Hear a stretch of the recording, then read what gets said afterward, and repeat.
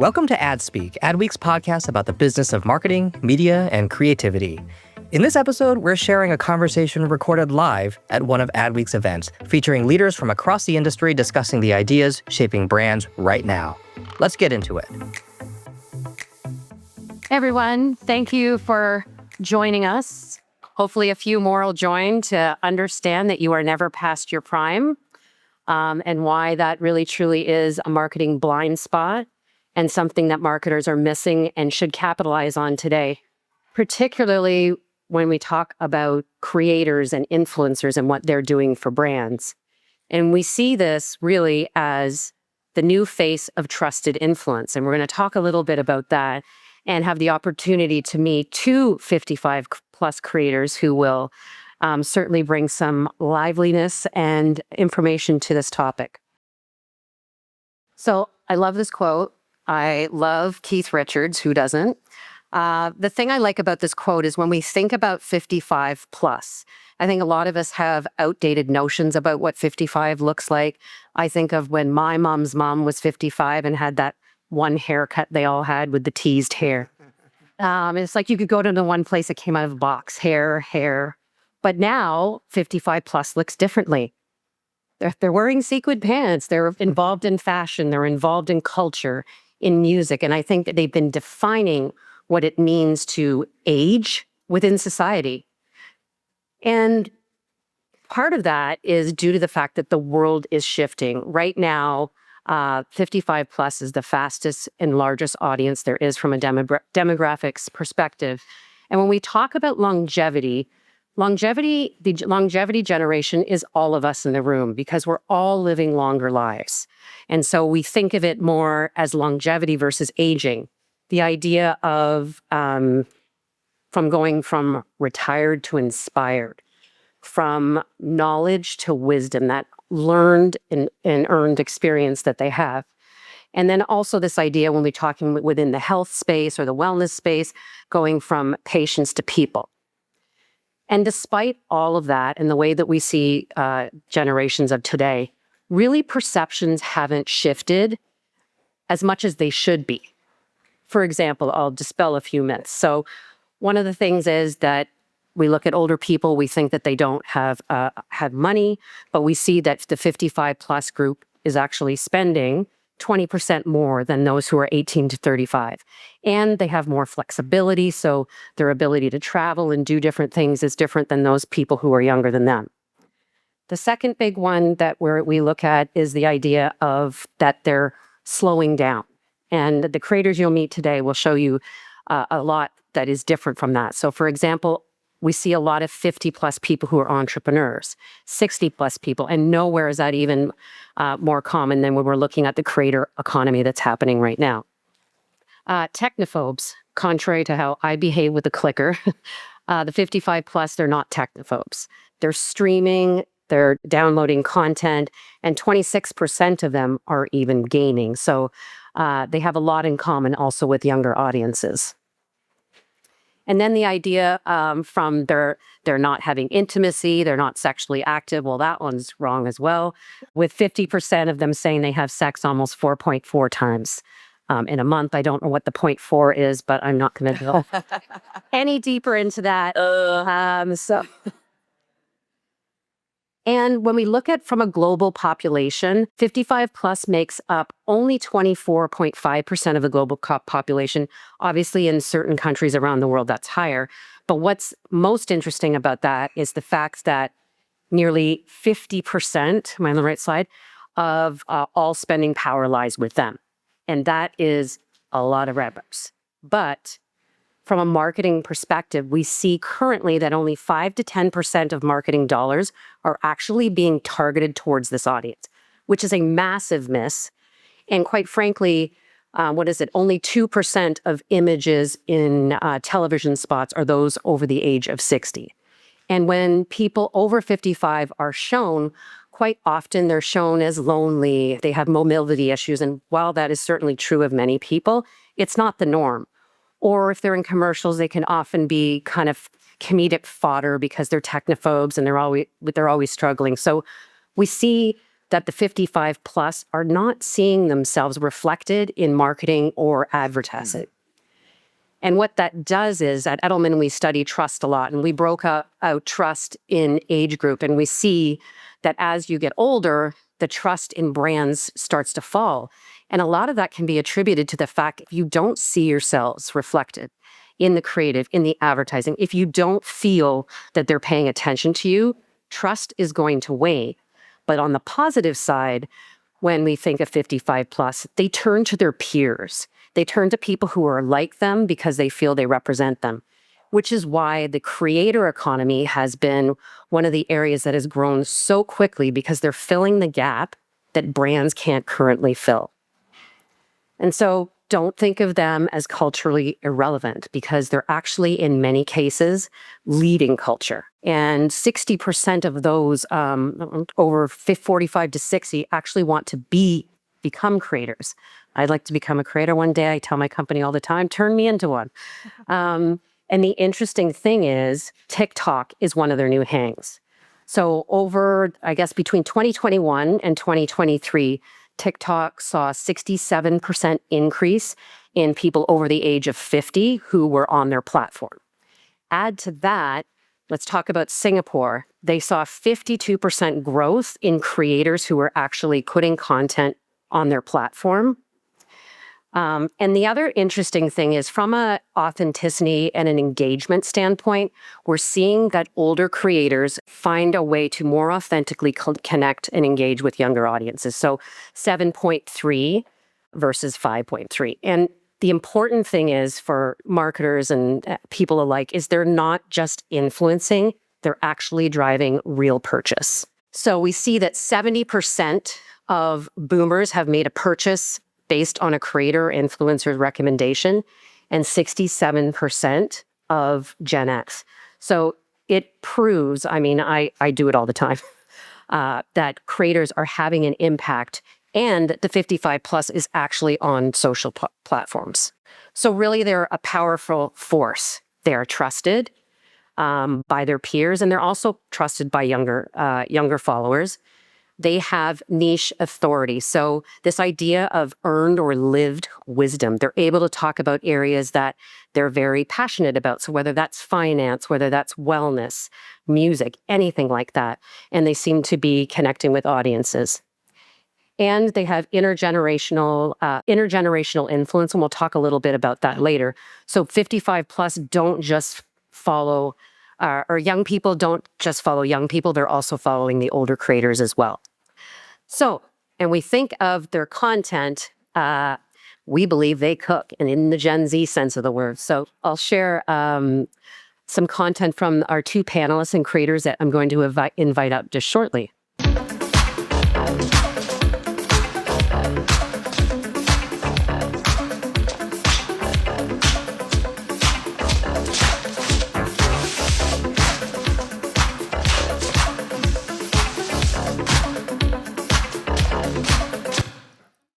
That's Granny Guns, and you'll meet her in a second. Neighbor? Hi, America. Something smells good. That's probably the turkey. Turkey? Bit early, don't you think? Not really. It's Thanksgiving weekend. Nice try, neighbor. Thanksgiving's not until November. In Canada, it's in October. Really? Really? Huh. Canadian Thanksgiving. He does say we call it just Thanksgiving. Bad cut. So we truly believe that this isn't just a trend, it's a cultural reset. It's invigorating, and it's really helping to drive engagement across all audiences. So with that, I would like to bring up Granny Guns, the granny of bodybuilding, the most followed older female, the most followed older female athlete in fitness on earth, and the oldest sponsored female athlete.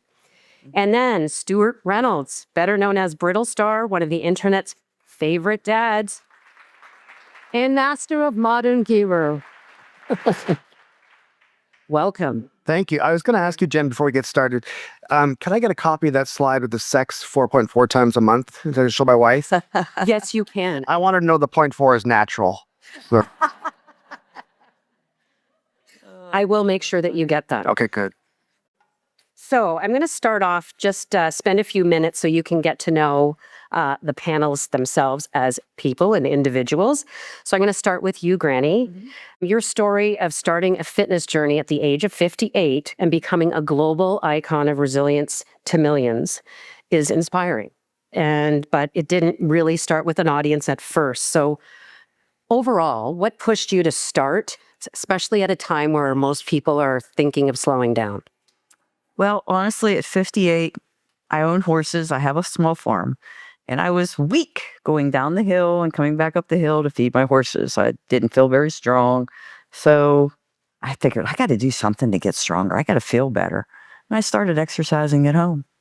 And then I had a medical emergency and was in the hospital. And that was another wake-up call where I had to learn how to eat and nourish my body while I was getting stronger.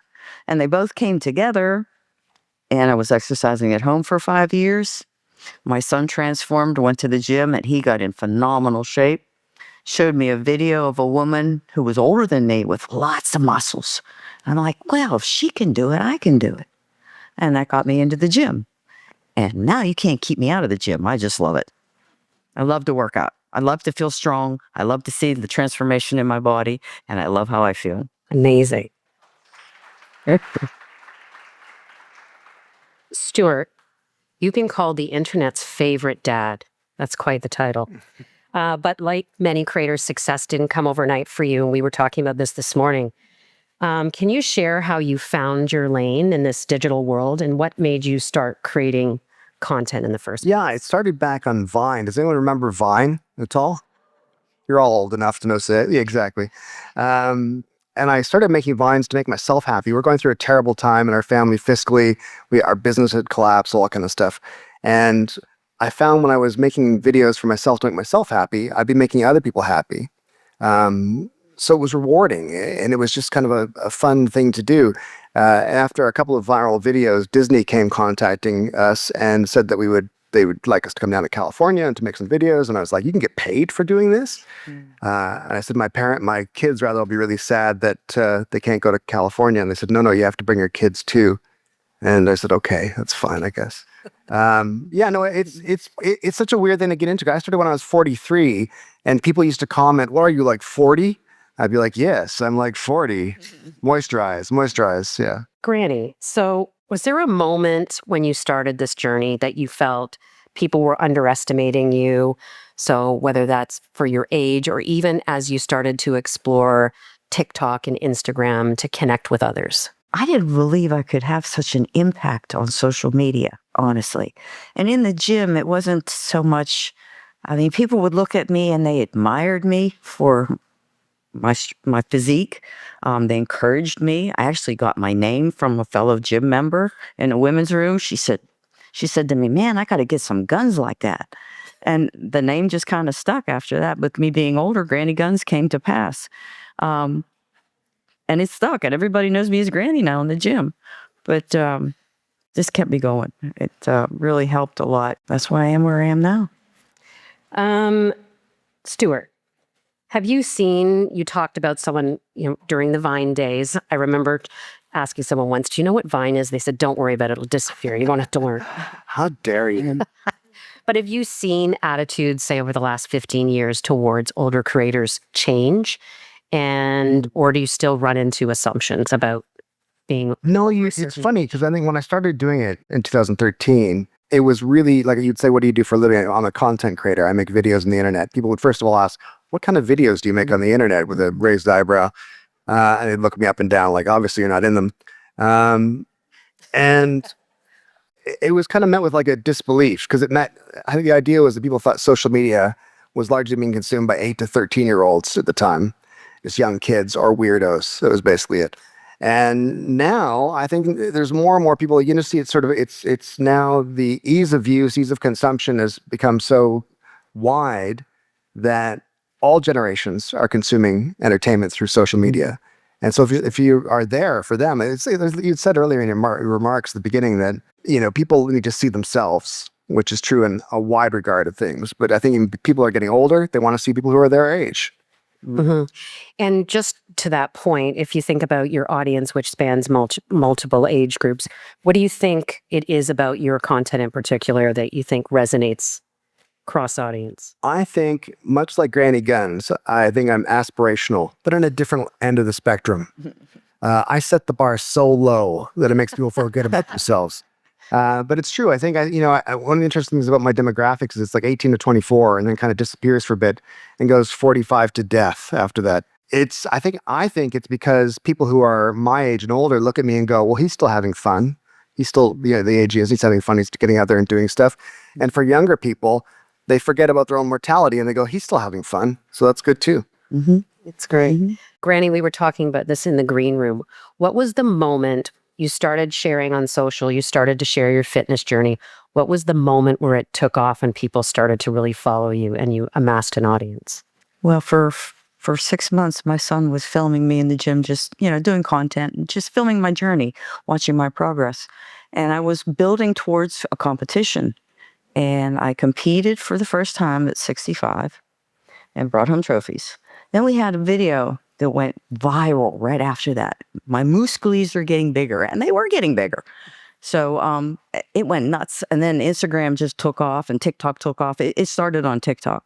And within a few months, Instagram picked it up and it just went crazy. And I just kept doing my thing and people love it. So you get recognized when you're out? Oh, in the airport, at the grocery store, at the gas stations, obviously at the gym. Everybody at my gym knows who I am. I mean, they call me Granny. I'll hear my name and I'll just be walking through the gym and Granny's here, Granny's here. And I'm like, yeah, Granny's here. Okay. And they love it. They love being able to work out with me. They think, this is great. She's in our gym. This is wonderful. I feel special. And they makes them feel special because I'm there with them. They love it. That's great. We talked about this a little earlier, just the fact that the 55 plus audience is so overlooked, but they're projected to spend $15 trillion annually by the year 2030, but still getting less dollars. So to you, Stewart, when we think about marketing, and I've talked a lot about this in other places, there's an interest to target the 55 plus, but when it gets down to it, a lot of brands or marketers are nervous. Why do you think they continue to be a little bit trepidatious or overlook this age group? I think it's based on assumption, again, that the people consuming it are all just young people. And it's foolhardy because I've been saying for years to my agent and to agencies and to brands, the people who are my age are the ones out there buying cars, they're going on holidays, they're going on cruises, they're buying new houses, they're buying cottages. They're the ones with the dollars who get to spend. People 18 to 35, a huge demographic that does spend a lot of money, but they've got things like stupid kids they have to pay for. So. Well, it's interesting that you say that because some of the research that we conducted was about this idea of cross-generational influence.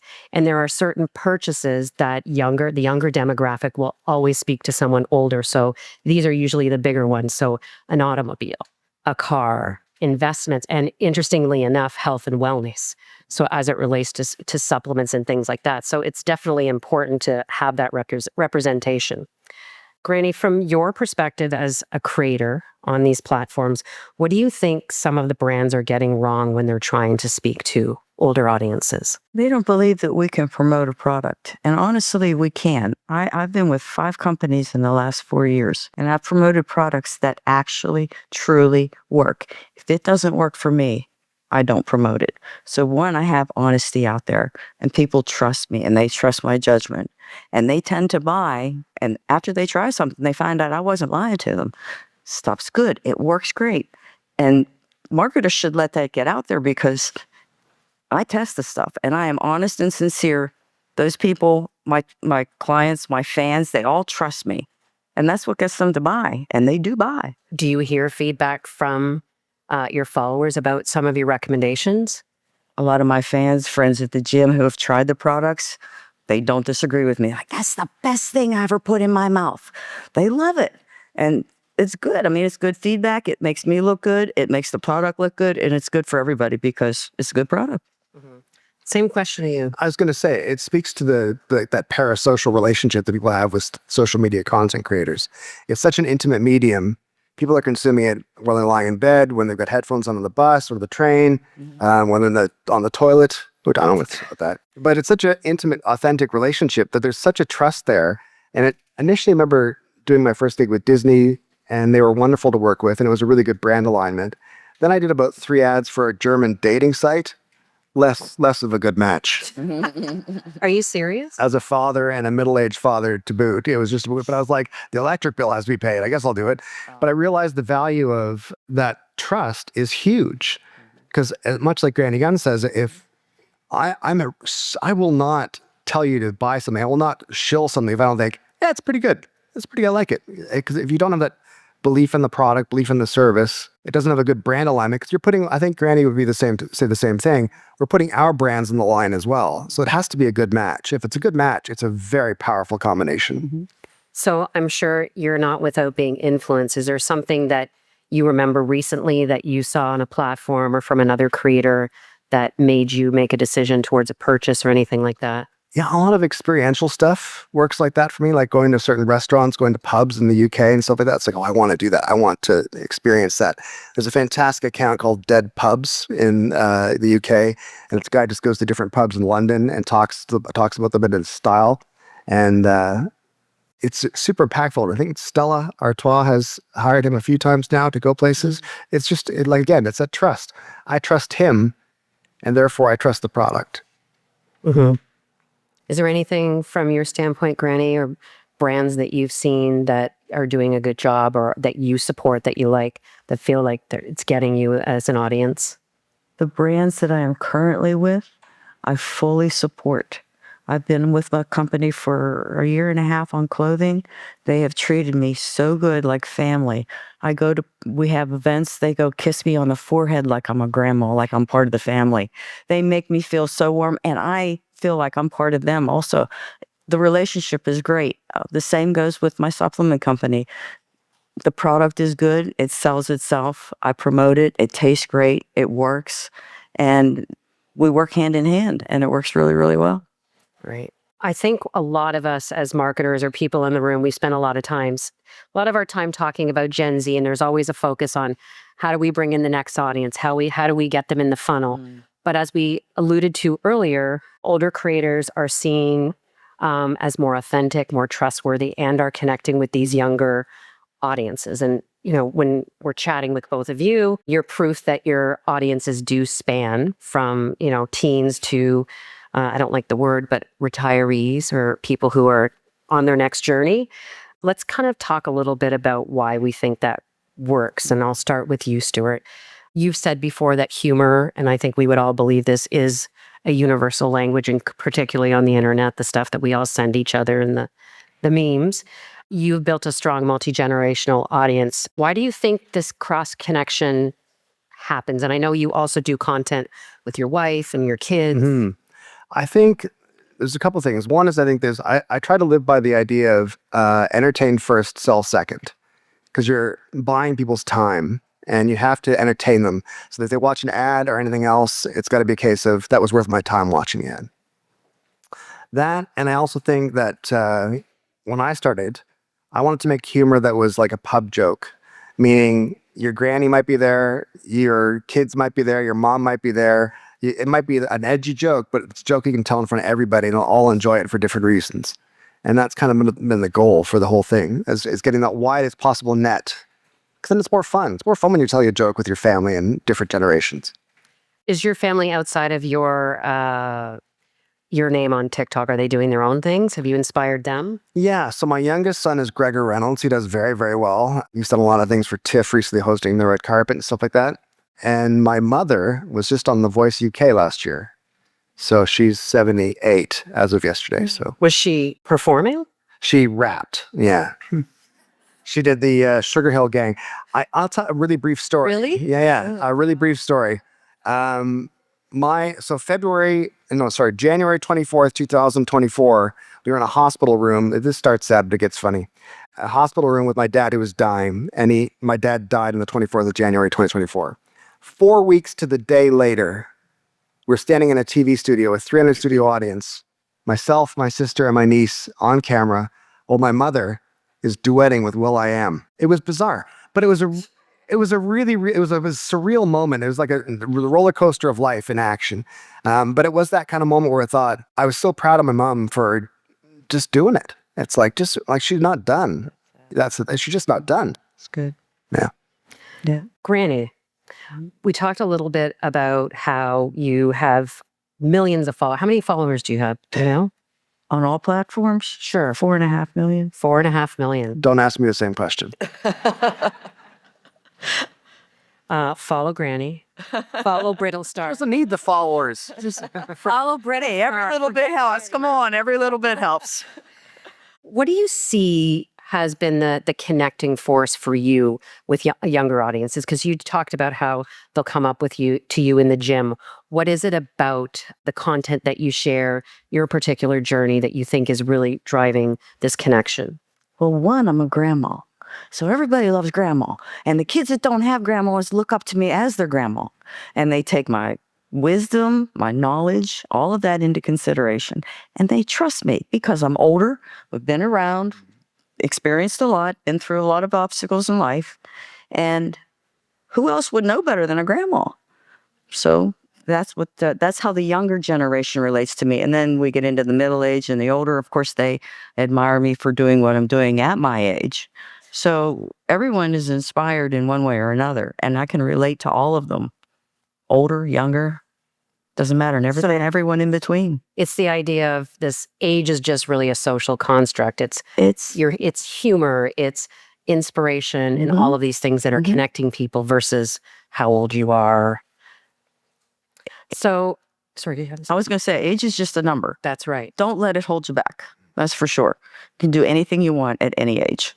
If you were to give advice to, let's just say, marketers about connecting with the 55 plus crowd, or you can choose which way to answer this, or about engaging creators more, what would you say? I would say to be as open as possible to working with older content creators, because they weren't really a thing less than 10 years ago. And now they're very, very much a thing. And they do get followed by a wide spectrum of ages. It's not like they're only marketing to just their age group. They hit their age group for sure, but it's a huge reach. It's a massive, massive reach. If I get recognized, it's usually by someone under the age of 30 that recognizes me. Either that or it's people with white hair. I've stood at a rest stop and I've seen people walk in with white hair and I'm like, yeah, here it comes. I get asked for pictures all the time. And it's like, that's great. That's awesome. Granny, advice for brands reaching out to creators? We can do anything if we put our minds to it. We can promote products. We can create. Our minds aren't gone. We can still do this in life while we still have time. And I think that with our wisdom and our history of what we've been through in life, we are the best influence out there for all generations because we have all that behind us. And all that experience speaks for itself. And people put a lot of trust in that. That's great. Well, thank you, Granny Guns. And thank you, Stewart. I hope that through our session, you see maybe challenge your own ageist tropes that may be running through your mind. It's an audience that's being overlooked that brands really can capitalize on. And it's really not an either or proposition. If you want to connect with 55 plus, it doesn't mean you're giving up, channeling or speaking to Gen Z or younger audiences, because all of the channels that are available, the influencers, there's ways to focus on different communities. So I would challenge each and every one of you to think about that a little differently. In a few weeks, we will be launching a list called the Power 55. There's a QR code that'll go up. If you're interested, it's a global list that we're pulling together of high profile, not necessarily celebrity, but are great creators that we have vetted that you can work on for various brand campaigns. So I challenge you, think differently, look at 55 plus audience differently. And thank you both. And thank you everybody else. Thank you. That was a conversation recorded live at an Adweek event. You can find more coverage, analysis, and interviews from across the marketing and media world at adweek.com. Thanks for listening to Adspeak. If you like the show, be sure to follow or subscribe wherever you get your podcasts.